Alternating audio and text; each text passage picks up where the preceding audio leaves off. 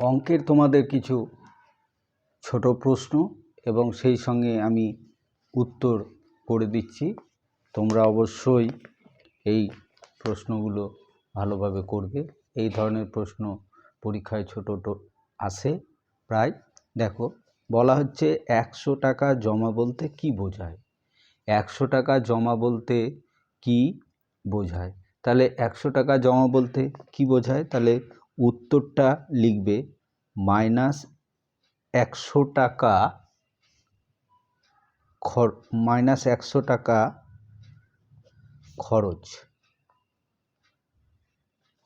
100 টাকা জমা বলতে কি বোঝায়? -100 টাকা খরচ।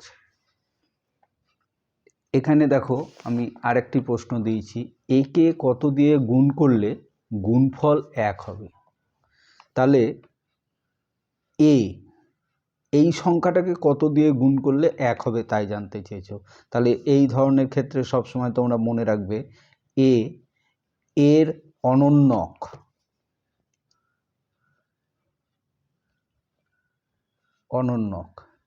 এর অনন্যক বলতে 1/a। তাহলে আমরা এখানে দেখো এ কে 1/a দিয়ে গুণ করি, তাহলে এ কেটে গেল 1, অর্থাৎ এ কে কত দিয়ে গুণ করলে 1 হবে? তাহলে আমরা উত্তরটা কি লিখব?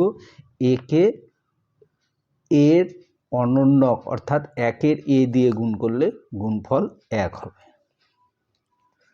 দুটো সংখ্যার বিয়োগফল x, বড় সংখ্যাটি y, তাহলে ছোট সংখ্যাটি কত তোমাদের কাছে জানতে চেয়েছে। তাহলে বড় সংখ্যাটি যদি y হয় তাহলে ছোট সংখ্যাটি কত হবে? তাহলে ছোট সংখ্যাটি y - x এটা হবে। এটা বীজগণিতিক অঙ্ক। পরবর্তী প্রশ্ন দেখো, আমি এখানে দিয়েছি a > 0 হলে a হবে ধনাত্মক না ঋণাত্মক রাশি? এই ক্ষেত্রে সবসময় মনে রাখবে a > 0 হলে a হবে সবসময় ধনাত্মক। a হবে সবসময় ধনাত্মক। -4x রাশিতে x এর সহগ কত? -4x এই রাশিতে x এর সহগ কত তোমাকে জানতে চেয়েছে।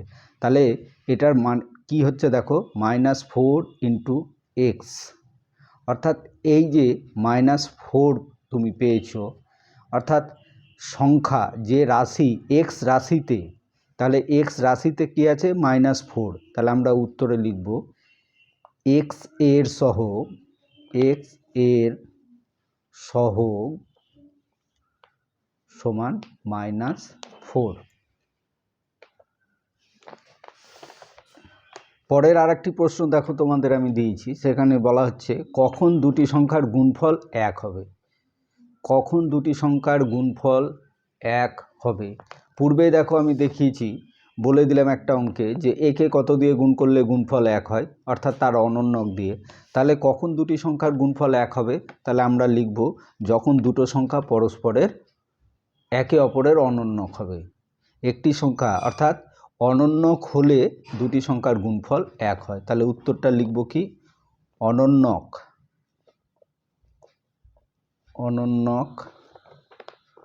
হলে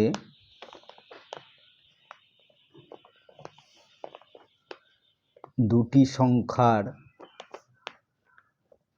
গুণফল, অনন্যক হলে দুটি সংখ্যার গুণফল 1 হবে।